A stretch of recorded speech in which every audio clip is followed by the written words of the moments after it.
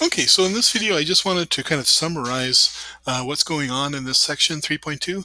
There's a lot of like theoretical stuff going on in 3.2, and it's nice to kind of keep the big picture in mind.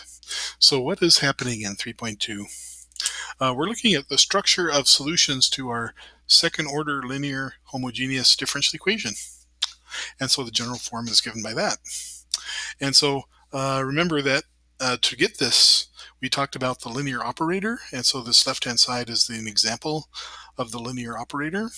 And we also talked about the principle of superposition. Principle of superposition meaning that if you have two solutions to the differential equation, then any combination C1y1 plus C2y2 will also be a solution. Good. We also defined the Wronskian in general for two functions, right, by taking the determinant y1, oops, oh gosh, I'm writing in kind of a weird way here. That's the determinant. The reason we did that is we found that we needed, in order for y1 and y2 to form a fundamental set of solutions to equation 1, we needed to find a point t0 in the interval where the Wronskian is not 0, right? Cover up that last one. Everybody catch that? So in order for y1 and y2 to form a fundamental set, we need the Wronskian of y1 and y2 to not be 0. Okay, and actually that's how we find a fundamental set, is we check that the Wronskian is not 0. Good. Now you might be saying the Wronskian could be 0 sometimes and could be 0 other times, could not be 0. But that's going to be Abel's theorem that's coming up.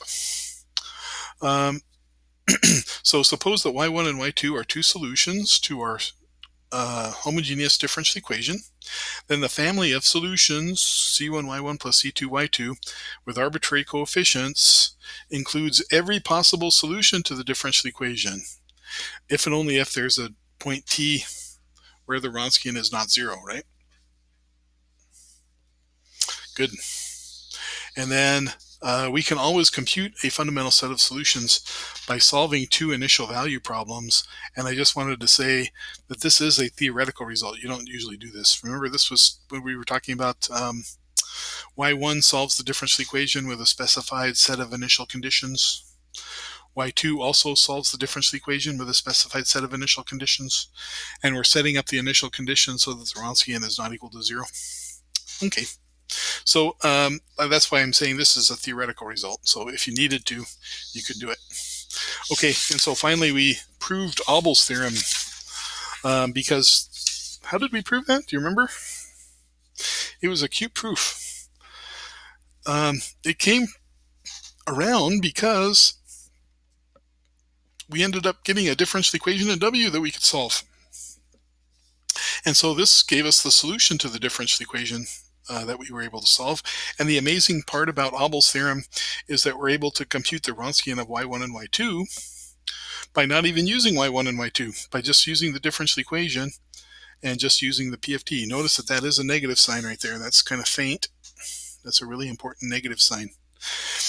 Right, so this is not the same thing as the integrating factor from linear first order differential equations, right? A little bit different because it's the negative there.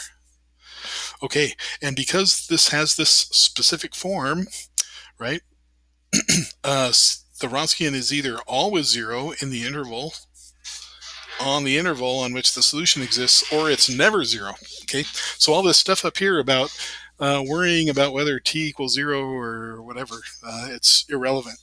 Abel's theorem says on the interval for which our solutions exist, the Wronskian is either always 0 or never 0. Period. Done. All right, and then so I'm going to pause here and get a couple of examples.